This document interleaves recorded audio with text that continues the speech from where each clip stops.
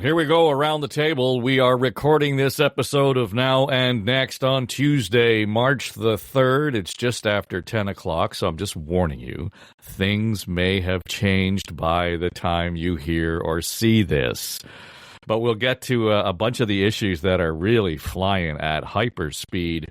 And to me, it's really interesting. Last week, we started off by suggesting that there were so many stories in the news, and the story was about the conveyance of the story. It was the communication around the stories. 2 weeks later, here we are. We're with our cast, our comms and strategy team. Bob Reid is here, along with Lindsay Broadhead and Anne-Marie Aikins. And Lindsay, when we look at what's going on, last time we talked, we riffed heavily on the communications and what came out of Tumbler Ridge.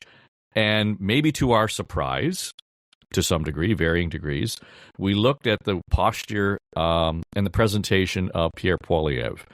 And despite what he may have said otherwise, it was seen as an important moment for him to express himself authentically. Since last we spoke, he was in front of the Economic Club here in Toronto, and then sat down for an interview with Peter Mansbridge on his podcast. And just overarching, there seems to have been some continuity, shall we say, in terms of the strategy around reimagining Mr. Poilievre's image. The four of us left the room last time thinking, Tumbler Ridge was great, but can he sustain it? I'm beginning to get the sense that he is trying desperately to sustain it, and he's doing a pretty decent job at it. Yeah, there's so much there to tackle, and it's funny what a week or whenever we last spoke, a couple of weeks, the incredible sea changes that have happened in the world. And it's not going in a direction that I'm remotely comfortable with. I'm sure none of you are either.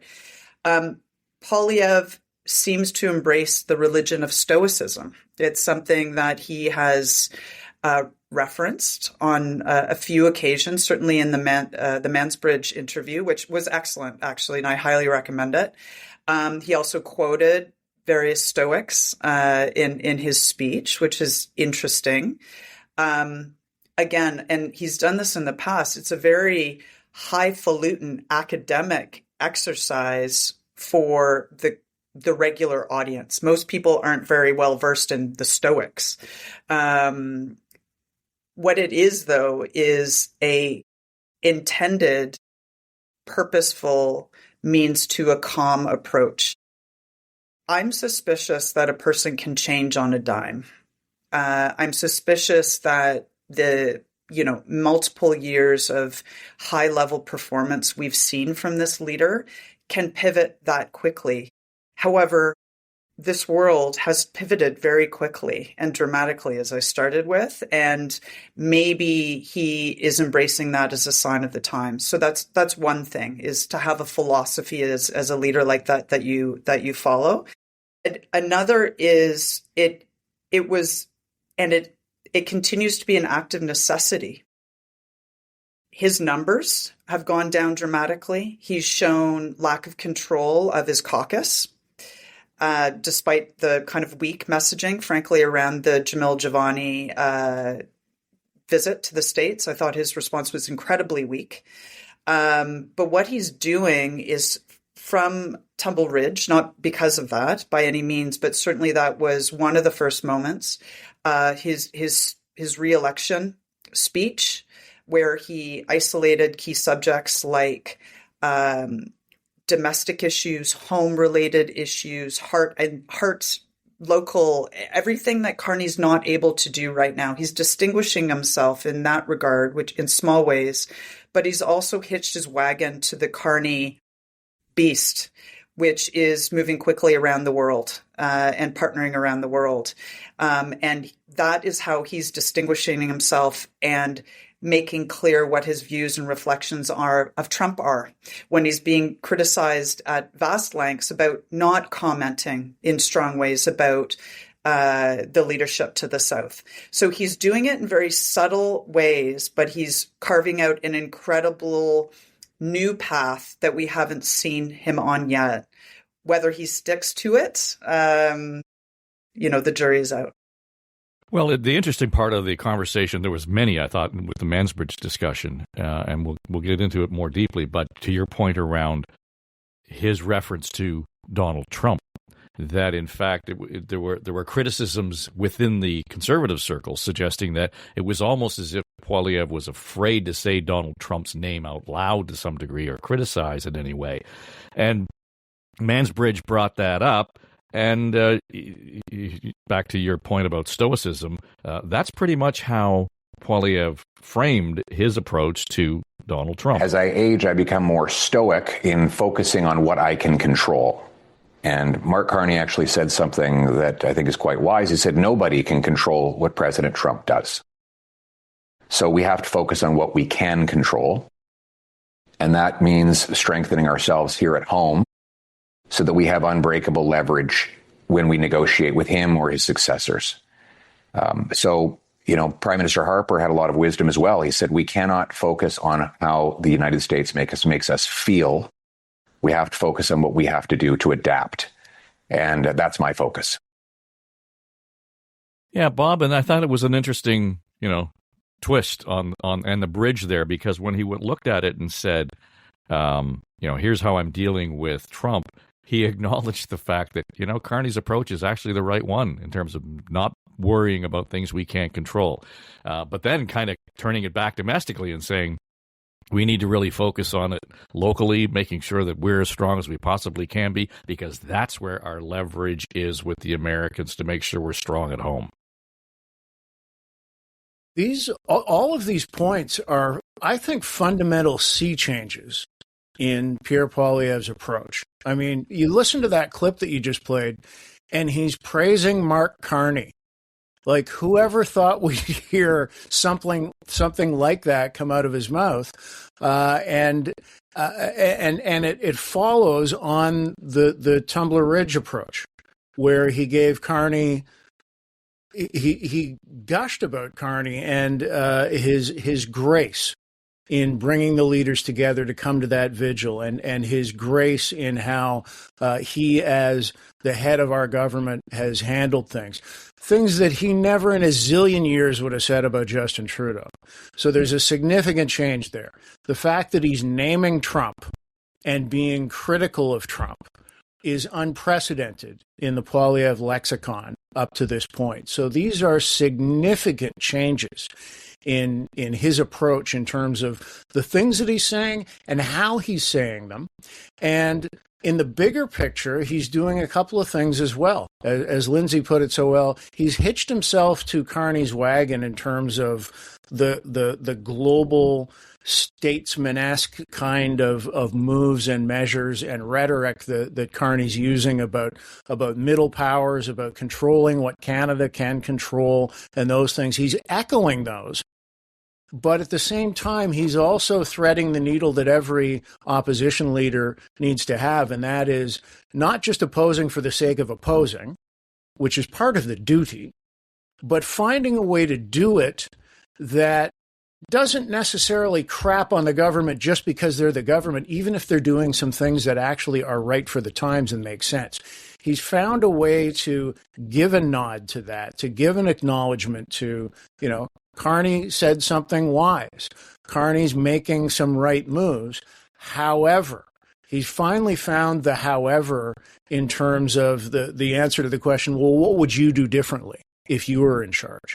How would you be different from what we're seeing here? And he's making some points that way as well in terms of specifically how he would navigate the waters. So I think he's finally turned a couple of pages which will set him up well in case, as Tim Hudak said on your other podcast, Dave, it's really up to Poilievre's fortunes now are so much up to Carney. If Carney missteps, that will open a door for Poilievre that right now otherwise probably won't be open because Carney's executing so well. So I think the shift in Poilievre's positioning is setting him up much better than his previous positioning, so that if Carney starts to fumble, if Carney makes some mistakes, if people start saying, oh, I'm not so sure this guy is all that in a bag of chips like we thought he was initially, then Poilievre's in a better position than he was just being the anti-government guy, the bumper sticker slogan guy, the nickname guy. All of that stuff's gone away, which is another significant change in his positioning. So either he's getting it, that I need to be more moderate, more thoughtful, less pitbull all the time, and or he's got people around him. He's got a new chief of staff. Maybe that's part of the picture, but whatever it is, I think it's working, and I'm pretty impressed. Well, you talk about the bumper sticker approach and the labels and all that. What he has become, like this working meme all the time. It had been, and Anne-Marie, when we think about the U.S. election, Joe Biden was saying, don't compare me to the almighty, compare me to the alternative. That's pretty much what's going on here. And to the degree to which Mark Carney a year or so ago has come in and reset our expectations of the Prime Minister of Canada. He has, redefined or rehabilitated, maybe, depending on how you look at it, what that office has done or what we expect of our Prime Minister. In so doing, inadvertently or not, Mark Carney's posture has actually improved, or given the opportunity for Poilievre to improve and become a stronger leader of the opposition. And politics aside, I think that's entirely necessary. I agree. I kind of have this two things happening for me. I think he wasn't so much Carney that inspired Poilievre to change, but the leadership convention. I think that he got an ultimatum, and then Tumbler Ridge gave him kind of a vehicle to show that side of himself, to show a more compassionate, a humanized Poilievre. But I think two things are happening. One is he built his brand, his popularity with his base was built on hating Trudeau and on those slogans, the rhymes. So his base, that's what they liked him for. And will they like this version of Poilievre? I'm not really sure. And the other side of me is wondering, is the people that didn't vote for him, that really hated the constant, that hated the slogans, hated the kind of hateful messages constantly, and the fighting and the so forth, the lack of solutions and so forth, hated that part of Poilievre. I don't think we're buying it. As Lindsay said, we're skeptical. How can you see change like this overnight to become a completely different person? And what I'm seeing is a very different person. And I think I have got this cynical view that it seems every photo I see of him, I don't know, there is this, this fakeness behind his eyes. And so I'm not buying it. And I wonder if other people are like me. They're looking at it and going, I'm not buying this. He's going to slip. He's going to look for his opening, as Bob says, and then just go for it. He'll be right back to Poilievre. And that's what his base wants. I don't think his base is going to like this person. So David Coletto and the pollsters will be watching Anne-Marie specifically to judge how well Mr. Poilievre's going to do. Because if they can turn her around, he's in like Flint. But they will, the other right? thing, he's not getting the media attention. He doesn't get the media attention, does he? He has to manufacture the media attention, go on Mansbridge, do speeches and so forth. His rhyming got media attention, and he's going to have to replace that. So, sorry. So go ahead, Lindsay. Well, no, all I was going to say is Coletto will be looking actually exactly to the likes of Anne-Marie or I, because we're women. We live in an urban environment in Ontario. And we are, maybe not us as individuals, but as a demographic, we're exactly who Pierre Poilievre historically has been unable to attract or speak to. For the reasons, some of which Anne-Marie mentioned. his disposition as much as the way he delivered messages from a data point of view is exactly what didn't connect. And there are a few demographic cohorts where he actually needs to move those individuals. And to Anne-Marie's point, at the risk of whom, right? So we know it's been well discussed that he attracted the youth vote that wasn't there before. He's, I'll call them the MAGA,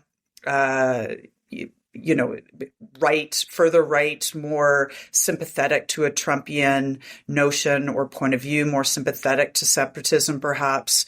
People who are certainly looking more at pocketbook issues, how much groceries cost as opposed to, international relations. Those are all the things that are both at risk of losing if he's hoping to attract other cohorts. So he will be looking to Anne-Marie Aikins. Well, no, and I think, but that's it. That was at the heart of the questioning that Mansbridge put to him, and he touched on this in the podcast, and points out that a year ago you were very much a different guy than what we're seeing in the last month. It's been almost a year. How time flies, right? Since the election, and I'm just wondering, in that year, have you changed? Has Pierre Poilievre changed in the way he operates, the tone he uses, the discussions he has, the interviews he gives, all of that? I'm wondering because people say they watch you. They watch you to the speech you just gave in Toronto. And they say, that's a different kind of Pierre Poilievre than I saw a year ago. Not necessarily in what you were saying, but how you were saying it, how you interacted with others. I mean, you're not holding an apple here with me. I should be. But you know what I mean. I still love apples. Yeah. Well, a couple of things I'd go over. One, on you mean interviews that I give. Well, this is my first time on your show. I made a decision on interviews that I'm going to go everywhere and talk to everyone. And that means talking to people with whom I disagree, or who might cater to an audience of voters who are in different parties. I think in order to grow, we have to reach out and talk to people who have different viewpoints than us. And so I went from having a very focused strategy of talking to, using social media and reaching out in a very controlled way to specific outlets, whereas now I think I'm just going to talk to everybody. Go as far and wide as I can, reach as many people everywhere possible. I think temperamentally, I've become more stoic. As I mentioned, I did quote some of the Stoics in my speech today on Canada-U.S. relations, but I think it's true in politics as in life that the only way you can get through all of the drama of life is by focusing on the things that are in your control and letting go of the things that are not. And that has been the single biggest thing to make political life more enjoyable, frankly. So you have changed then? I mean, I'd like to think that I'm improving all the time. I'd like to think that I'm improving all the time. Again, not necessarily what we would have expected in terms of, his approach to the media. I will say one thing. First, he acknowledges, Bob, that he's doing the Mansbridge show for the first time. And for those of you who don't know, Peter Mansbridge used to be something big deal at the CBC. So I'm just saying. Other than that, against the backdrop of all of his, defund the CBC, get rid of the national broadcaster, everything else, then to sit in on Mansbridge's show. Now, if you haven't listened to his podcast, it's essentially, an extension of the show he would have done on the national at the CBC. It's the same cast of characters he's got on. He, same kind of approach to his reporting and his analysis, and it's very, CBC-ish. So the people who listen to that podcast are the CBC audience, I would think, primarily. And again, back to Lindsay and Anne-Marie's point, he's speaking to a different audience. And I think he rung the right bell there, first of all, but he came back to I'm going to be a calmer, more stable approach to this. I want to take the drama out of the politics. This sounds very deliberate to me. It's not a one-off. I heard Pierre Poilievre saying those words, but in my mind's ear, I heard his internal pollster briefing him and saying, this is the problem, and this is the path to the solution. You can't just keep pushing things out on social media to the echo chamber that loves who you are and what you do. You can't just only talk to friendly media. You've got to break it out further. The only way you've got your base. The only way to grow beyond that is to go into exactly the kinds of media environments and everywhere else that he was talking about. So I'm sure that comes directly from what their internal polling is telling the Conservative Party. And good for them. That's why you poll. Okay, where are we strong? Where are we weak? How can we come up with a strategy to address that weakness and come up with some growth? So it's only smart politics, and it's smart communications layering in with the political dimension. The other thing is, I think Stoic is now the new Poilievre drinking game. You have to take one every time he uses that. It used to be Justin. Now it's just inflation. Just inflation. Yeah. That's right. Lindsay, when we look at this, though, this is the show is called Now and Next. Here's where we are now. What's the next thing we've got to watch for? Is whether it's the budget that's going to, come out, and how is he going to respond to that? Back in the House of Commons, he's a different animal, clearly, than he is when he's sitting in front of somebody who's doing an interview with him, or going door to door, or sitting in front of a group of people at a convention. Will that be the benchmark in terms of, how does he handle himself in the House of Commons facing the Prime Minister? First of all, Peter Mansbridge is the best, and he's entering his Oprah years in the most wonderful way. Like that cadence of questioning was hilarious, I find. Very, two men just talking about emotions and stoicism. So I find that interesting in a very real way, actually. Last week we talked about actions and how leaders they just can't use words. They need to do actions. So Poilievre did this very well in the Trudeau years, in all the ways we've talked about the words and the phraseology that he used. But part of his menu of actions that he took was to not take interviews, was to, in a very, again, echoing Trump type of mantra, the left-leaning media, fake media, all of that stuff. This is a marked change, and I would almost say the biggest one. So, props to old media and new media, because there's going to be more action happening on your playing fields, perhaps.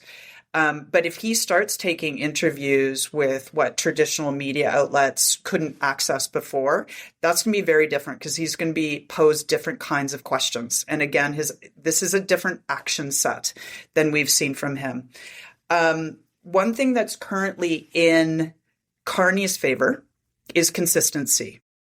He's consistently above the fold as it relates to politics and the dirty side of politicking. And that's perhaps what's at stake for him in the Liberal crowd.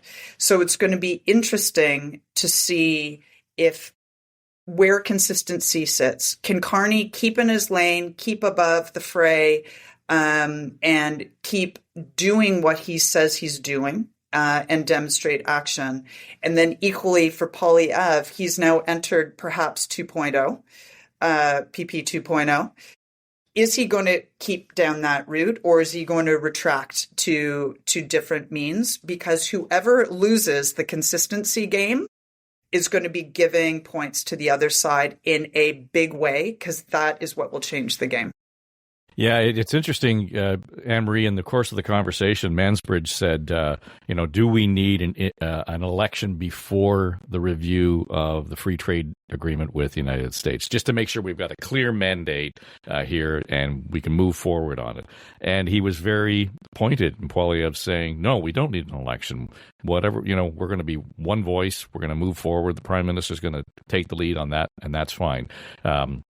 He was elected on that. So to some degree, he sounded as if he was supporting the Prime Minister, but he's also kind of hanging him out there saying, okay, pal, you got elected on the mandate. Let's figure it out. So that will test the Prime Minister in the coming months. He's going to have to, come to the table with something that's tangible for Canadians, because we've given him a good deal of leeway and a rather lengthy honeymoon at this point. Well, I think he was more motivated by his Carney's popularity right now. I think he knows he hasn't had time to create this new image and woo new voters. He hasn't had time yet. This is just a brand new one we're just starting to get to know. And Carney is very popular right now. So I think it was very much all of this is about polls and how they're polling. But I think what's next is just to see who the real Poilievre is. Cause I still haven't bought this is the real Poilievre. Was that old one a real Poilievre? So it'll be interesting. It'll also be interesting to see how he's going to keep his base entertained. And one of those is through Twitter, because we all know what Twitter has become. And I do notice there's a bit of the old Poilievre. If I have the stomach to go to Twitter and look at what he's saying, it's a little bit of the old Poilievre. So it's important to keep an eye on that, how he's because that'll end up biting him eventually. So it'll I'm very interested to see where this goes, to see, was it a facade before, when he was this, bombastic slogan throwing out kind of guy that got headlines from the kind of wild things he would say and the accusations he would make.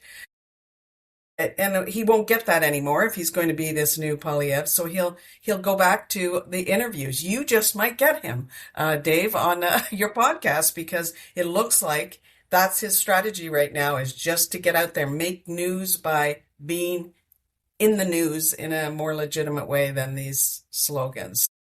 It'll be very interesting to watch where he goes, and watch Carney to see if he consistently performs the way he's performing, as Bob said. He just performs really well, and Canadians are liking that consistency. Whether or not they see all of these deals he's making as progress, that will depend on his messaging and how much that resonates with Canadians. Is that going to replace the deal he had promised with the U.S.? It really, will depend. Well, Bob, yes, it's about performance, and we've seen the Carney performance gets high marks there. Progress is probably next there, because the idea that the free trade deal that was announced with India, the uranium component there, the rare earth part of it. Scott Moe loves going on trips apparently with the Prime Minister, because he's always front and center. He's getting something out of those deals every time he attends. But produce for me now. Produce something that is actually going to make a difference for me. So there are three things I can see sort of that are going to converge very quickly. What's going on in the Middle East. We now have a full-blown war that involves 12 countries all of a sudden, when last we spoke, there was, just I use that advisedly, what's going on in Gaza. But now, this morning, we've got Israel into Lebanon. We've got, all the other countries in the Gulf region responding and saying, Iran, if you don't back off, we're going to retaliate too. So we're on the verge of a very dangerous regional war there. We've got a federal budget that's coming. And now, we've got that free trade thing with the U.S., and that's going to start in a couple of months. Carney's going to have to play a really careful but I think, bold game here in terms of getting to Anne-Marie's point, is making sure, yes, I'm performing well, but we really need to be seen to put Canadians first, and we need to feel it. And we can start with, how he responded to the war on Iran. Yeah. And all of those things are 30,000 foot level for most of us. We see him, Carney, all over the world, right? Just back from India with a trade deal there. He's been, I don't think there's a country or a region anyway, a major trading region that he hasn't been to where he hasn't had these high level bilateral regional trade discussions. And all of that is critically important, obviously, given the rupture, as he calls it, with our traditional trading relationship with our single biggest trading partner. So all of that stuff is in play. And he's got to respond to that at that 30,000 foot level, that global level. The liability, the vacuum that I see forming is at the Main Street level, at the domestic level. It's all well and good that we're fast tracking, these big major development projects, building high-speed rail and mining and all of that stuff that's big, that's weighty, that has economic and job creation clout. It's all very important, but it's all very long-term. And it's not eye level. And I think that's the vacuum that is growing as Carney's focus remains at the global statesman kind of level. Again, that's very important, but you can't take your eye off the Main Street ball, off the wallets of Canadians and the day-to-day lives of Canadians. So there's a potential liability there for Carney if he doesn't start to address that fairly quickly, and a potential opportunity for Poilievre, who's been consistently good on the pocketbook issues and that kind of stuff. So in terms of here's the now, what's the next, that's what I'm going to be watching from Carney, is how does he try and come back and reconnect with Canadians, not just by attending local events and things that he has been doing, but on the policy front, on bringing things forward that we will actually feel, that we'll see and feel in the short to medium term. Because that's always the clock that's ticking as well for anybody in public office. What have you done for me lately? It's great that Canada is being repositioned and we have these agreements that over time will generate good things for the country and will trickle down. Full points for that. But it ain't changing my life, is what a lot of people are feeling and will continue to feel. And that's the area that needs addressing. Yeah, the idea that, we should all be concerned about what's going on in the Middle East for sure. That's the global situation, security is a concern for all of us. But to Bob's point, it's hard to translate what's happening in the Middle East to a kitchen table issue because, you know what? We just went out and bought a roast for my daughter-in-law's birthday this week, and I felt like I had to take out a GoFundMe campaign just to make sure we were paying for it. So these are the real issues, and I think to some degree, again, going back to Poilievre and over the last couple of weeks, he's managed to sharpen his focus on that without sharpening his language on it. But, we talk about what's next and where, if the Prime Minister is going to stumble, it's probably around issues around accountability on some of this. How is he going to thread the needle on some of these bigger topics and bring it down? But in the short term, during his trip as we speak, he has not spoken to the media and taken any questions on any of this in 6 days. And to me, I put yourself in the chair for the comms director for the PM. Are you pulling your hair out? Or are you just okay with moving forward with keep them over there at the other end of the plane? Well, I'm sure that was very strategic, given his availability would not have had anything to do with, unfortunately, with what his intended goal is there for example, at India. Why he canceled it was because things are so volatile in the Middle East and with Trump. Why this war is happening and whether or not Canada supports this war is still, it's so fluid. It changes depending on who's speaking in that very moment. From hour to hour, it changes why the U.S. is at war. In the U.S., the reason for it changes all the time, which is crazy when you think about it, whether or not it's a legal war. There are so many big, huge questions. I completely understand why they strategically canceled his availability. He does tend to do that, kind of control it for a while, and then he opens it up. So I'm confident he will, but it's difficult because when he's over in India making these great deals, it's easier to communicate why this matters for Canada, but it's very hard to translate why does this matter to me today, to my housing, to the groceries on the table, to the gas I put in my car. It's really hard to translate that, and that's usually one of the hardest questions for organizations that are trying to communicate something, or politicians, is why it matters. And they speak at the very high level and why it matters to Canada, which means at this moment in time when people are struggling, it's harder for me to imagine as a person why this really matters to me. So for everything that's going on around the world and all the drama and all the tragedy and the warring factions in the Middle East, Lindsay, we're 100 days away from the World Cup, and FIFA is coming to North America, and several of the countries that are involved in the conflagration in the Middle East will be sending teams here.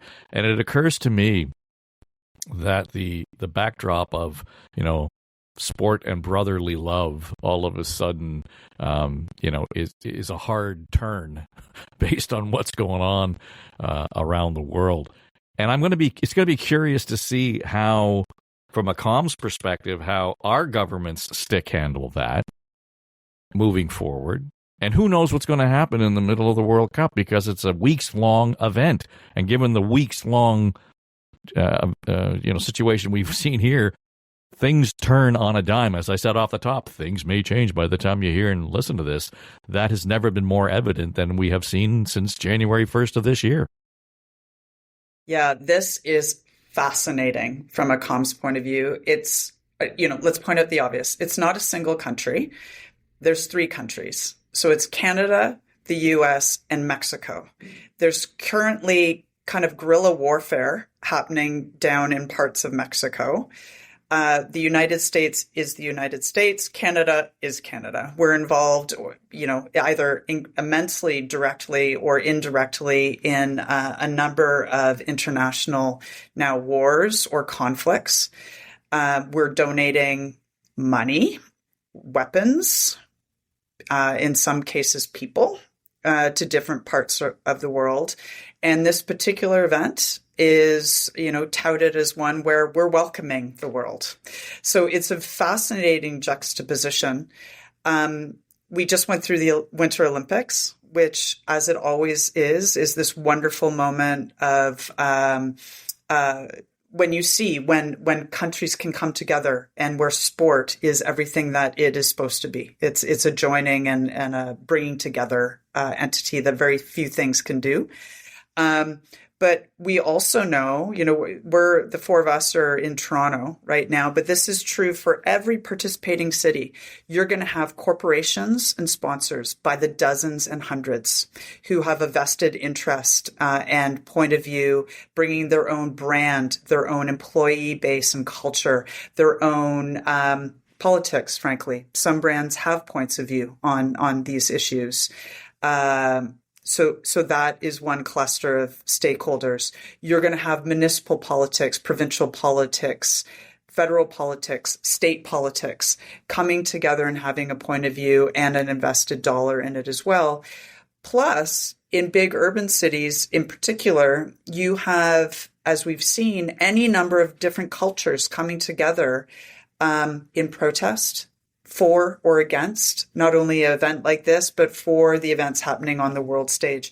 That is a cluster of crisis and issues management issues to deal with, and none of them will be dealt with centrally. None of those are FIFA related challenges per se. They're going to have to be manned and controlled on the ground, as it were, in many cases. So, while the message of 100 days out is going out today, and there'll be great celebration as there should be, this is something, I'm a fan of sport. I'm a huge advocate of. In the same breath, we're welcoming the world to our front doors with all of the baggage that the world currently has right now. So yeah, it's setting the stage for this is going to be case studies for communications are going to be coming out of this. Well, in the old days, Bob, the worst comms obstacle was just dealing with the rat bag of FIFA. I mean, the only group that's more corrupt than FIFA is the Olympic Committee, right? So that was the only thing, and we could all, yeah, give or take, I get it. What day is it? So, but that would have been the only thing to worry about. It's interesting, Lindsay has this whole long list before she got to FIFA. Yeah. Yeah, she's right. It is a cluster and then some. But it's also, everything is moving at beyond real time, if you will, in terms of the potential impacts on the World Cup, on all of that. Nobody can make a call on anything at this point, because who knows where we're going to be 2 weeks from now? Who knows where we're going to be a month from now? It's impossible to predict. Therefore, it's impossible to plan. You can contingency plan, and I'm sure there's a ton of that going on right now.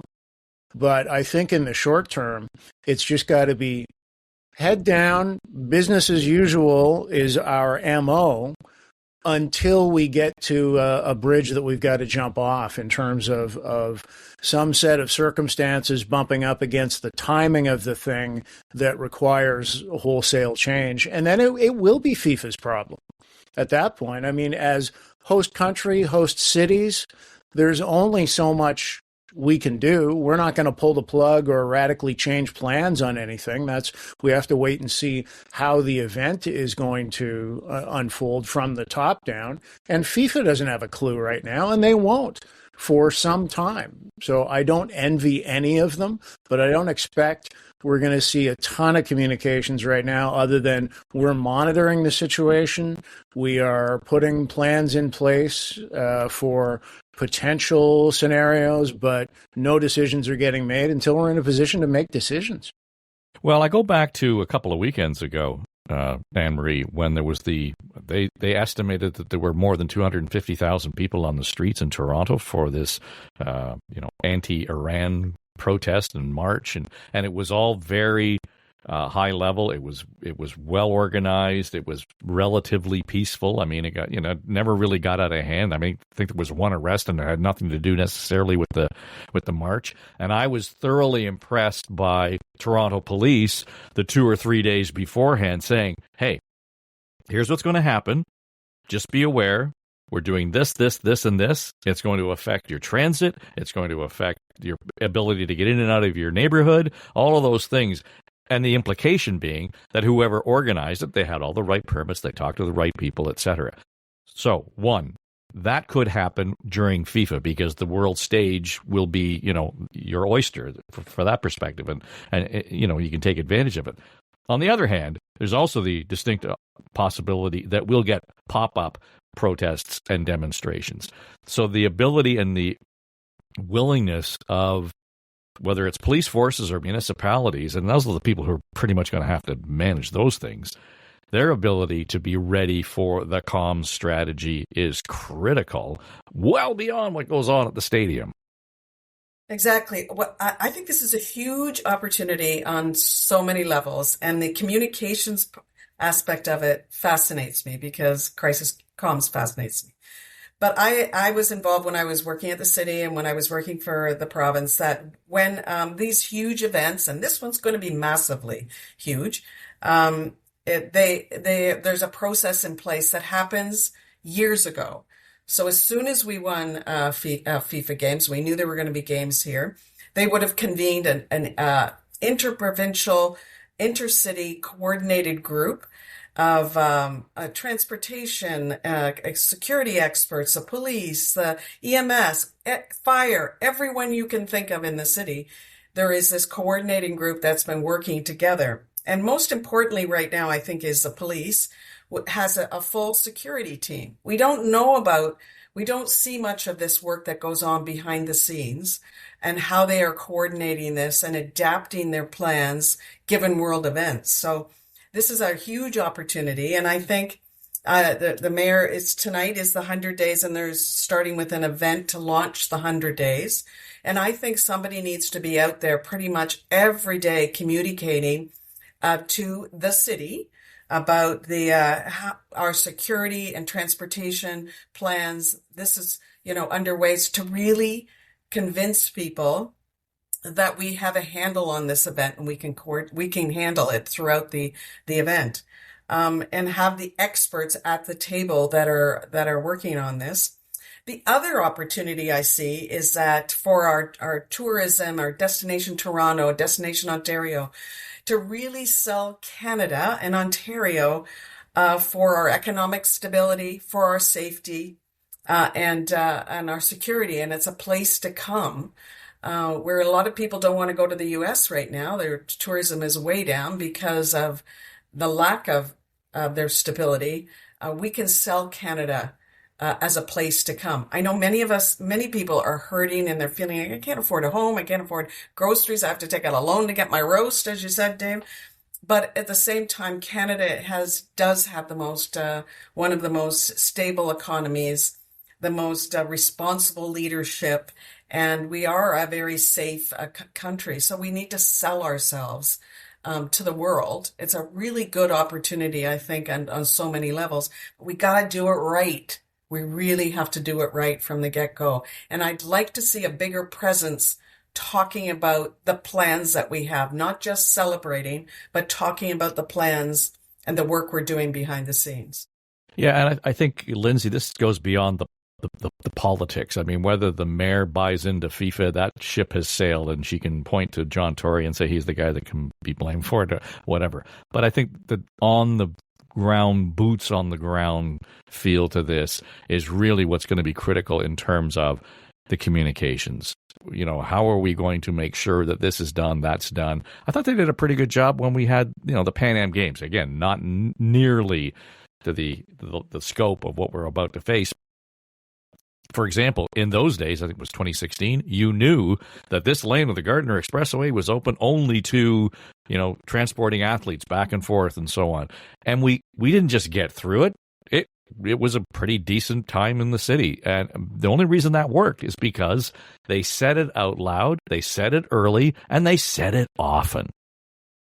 Isn't it funny how sometimes I feel, and this is probably not good for any of our careers to say this, but sometimes I feel like communications is so obvious, and we keep coming across the same themes over and over again. And you've hit on at least, a title of a chapter of the book, if not the title of the book, which is get ahead of the problem, own the solution, say what you're going to do, right? Like, I feel like almost every time we gather, that's the thesis. I have full faith that this is going to be nothing shy of awesome, right? That Toronto's going to absolutely light up, that we're going to be able to showcase our communities, that Vancouver's going to shine, that Canada's going to look great. I'm an optimist, I hope, in all of these things. What we have behind us is a number of different levels of either government or first responders or what have you, who have the opportunity to get ahead. They've had incredible practice. I hate to say it, October 7th was a moment, I think, for great reckoning in terms of how we communicate about what's allowed, what's not allowed. We're still learning, but I think there's been a lot of lessons learned by those in charge. In terms of what's permitted, what's not. So if those lines are clearly delineated, if someone goes out of line, go protest. You can protest over there. You're protesting over here, you're out, right? And there has to be those kind of responses that are black and white, clear, and consistent. And that will happen. I have complete faith in that. But if to your point, to Anne-Marie's point, but all of our points is if you don't communicate that in advance, then you're leaving the field wide open for trouble.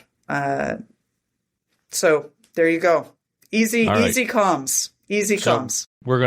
In the old days, I would have said that was a keeper. We're going to snap the tabs on the cassette there just so that we can't erase that. If you understand that, you're of a certain age. If you don't worry about it. It's just one of those things.